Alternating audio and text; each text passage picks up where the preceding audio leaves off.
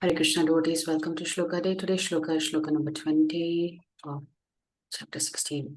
Asurim yonimapanna Asurim yonimapanna Mudha janmani janmani Mudha janmani janmani Mama prapyaiva kaunteya Mama prapyaiva kaunteya Tato yantyadhamam gatim.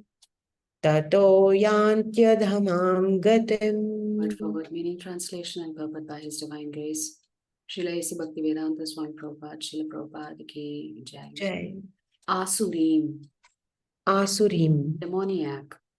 demoniac. Yonim, Yonim, species. species. Apannaha, Apanaha, gaining. gaining. Mudhaha, Mudha, the foolish. the foolish. Janmani janmani, Janmani, Janmani, in birth after birth. in birth after birth. Mam, Mam, me. me, Aprapya, aprapya, without achieving. without achieving. Eva, Eva, certainly. certainly. Kaunteya, Kaunteya, O son of Kunti. O son of Kunti. Tataha, Tataha, thereafter. thereafter. Yanti, Yanti, go. go. Adhamam, Adhamam, condemned. condemned. Gatim, Gatim, destination. destination. Translation. Attaining repeated birth Attaining repeated birth amongst the species of demoniac life. amongst the species of demoniac life. O son of Kunti, O son of Kunti, such persons can never approach me. such persons can never approach me. Gradually they sink down Gradually they sink down to the most abominable type of existence. to the most abominable type of existence. Prabhupada writes in the purport, it is known that God is all merciful. But here we find that God is never merciful to the demoniac. It is clearly stated that the demoniac people, life after life, are put into the wombs of similar demons, and not achieving the mercy of the Supreme Lord, they go down and down, so that at last they achieve bodies like those of cats, dogs, and hogs.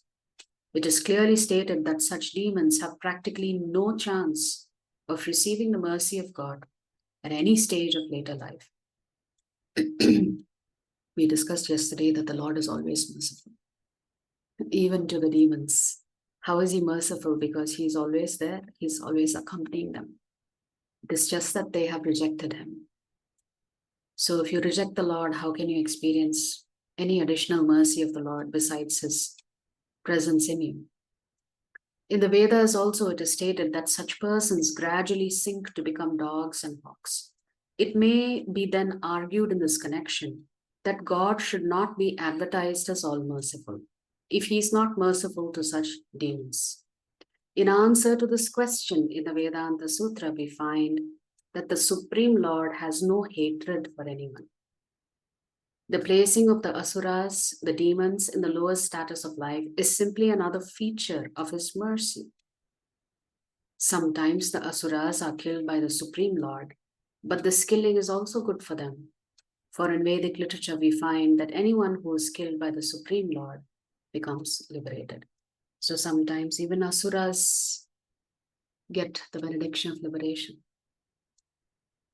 simply because the Lord comes and kills them.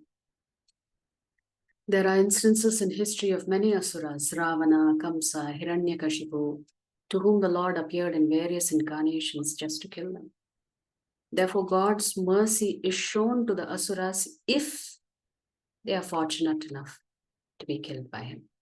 So even being killed by the Lord is a very merciful act. Ultimately, everything that the Lord does for us is merciful. We look at it in the form of good and bad. But everything that the Lord sends our way is actually for our own benefit. It's the process of growing. Prabhupada always says, a diamond cannot be a diamond until it is really polished. And to go through that polishing process, it's a very intense, possibly abrasive process for that stone before it becomes a diamond. Right. Similarly, Prabhupada would say that if you want to grind sandalwood paste, that wood has to be ground against a very rough stone in order to release the perfume and the wonderful smell. So even if we need to become better devotees, we have to sometimes go through difficult times so that it polishes us up to become better devotees. So His Grace Chaitanya Charan Prabhu writes, here Krishna is saying those people will go further and further away from me. That is, if they keep misusing their free will. So ultimately the asuras, what are they doing? They're simply misusing their free will, right? The devotees, what do? They try to align their free will with the Lord's supreme will. And that's when our journey begins in devotion. Whereas the asuras are not interested in aligning their free will with the supreme will. They would rather use it any which way they want. So if you misuse your free will, you will experience suffering. Soon Krishna will talk about hell also. We have to understand that the Vedic concept of hell is different from the hell described in Abrahamic religions. Abrahamic means, Judaism, Christianity, and also Islam. In Abrahamic religion, hell is considered to be a place of eternal torment. Once a person goes to hell, that person has to suffer in hell forever. But that is not the Vedic understanding. The whole universe is considered to be like a university with many classrooms. And hell is also one classroom. It is definitely a difficult classroom, but the important thing is it is not a compulsory classroom. We are souls who can best experience happiness by loving and serving Krishna. And Krishna personally comes and looks us up.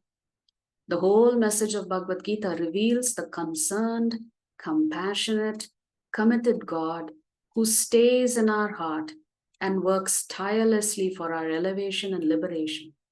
So the teacher in the school is concerned for students to be elevated, for students to get promoted and succeed.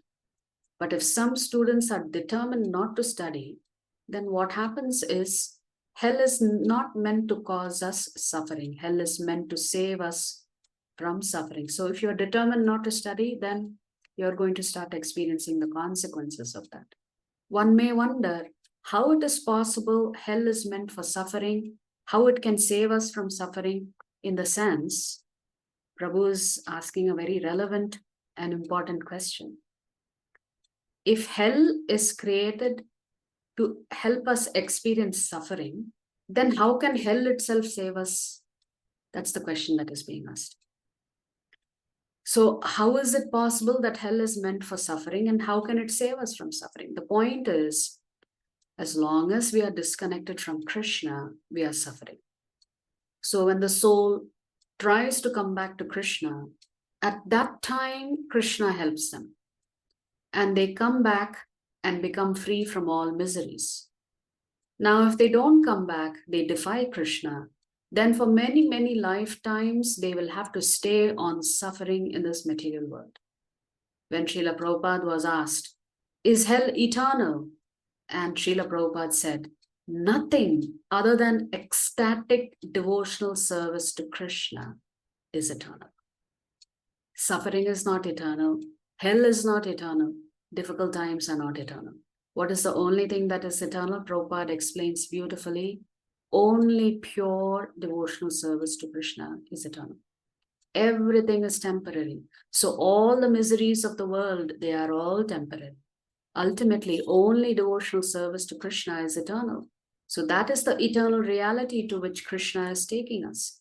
He wants to take us, but then we have to cooperate, as Prabhupada frequently said.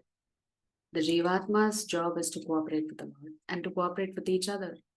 If we don't learn cooperation, then how are we going to make progress? So even among devotee community, there has to be cooperation. There may be differences of opinion, but there has to be cooperation at the end. Prabhupada used to say, a bouquet of flowers is beautiful because of the contrast of the different colors, the different shades, the different beauty of the Lord's natural arrangements.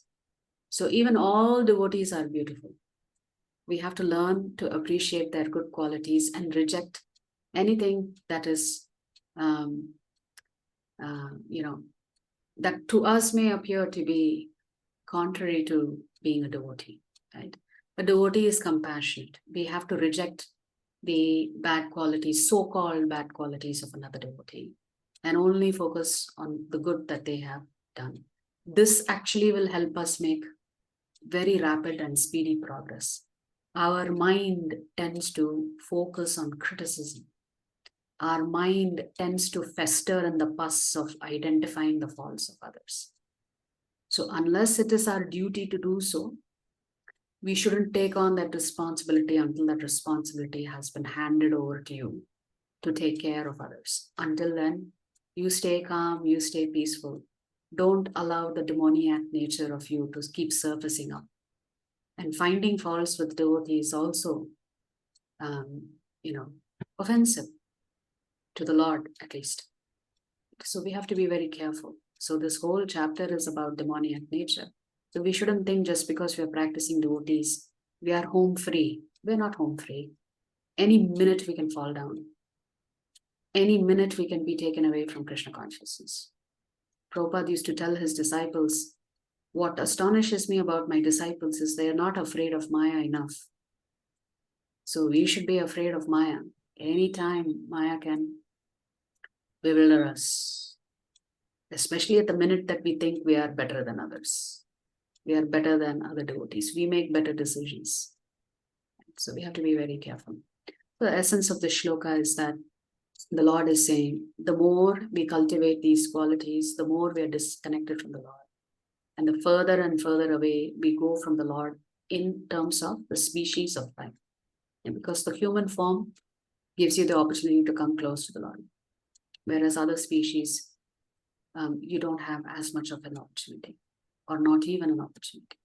So that's what the Lord is warning about. Of course, in tomorrow's shloka that we will cover, the Lord is also going to talk about hell. If you like our videos, please subscribe to our channel and turn on the bell notification. If you'd like to join our classes every day, please check the details in the description section of this video. We look forward to serving you.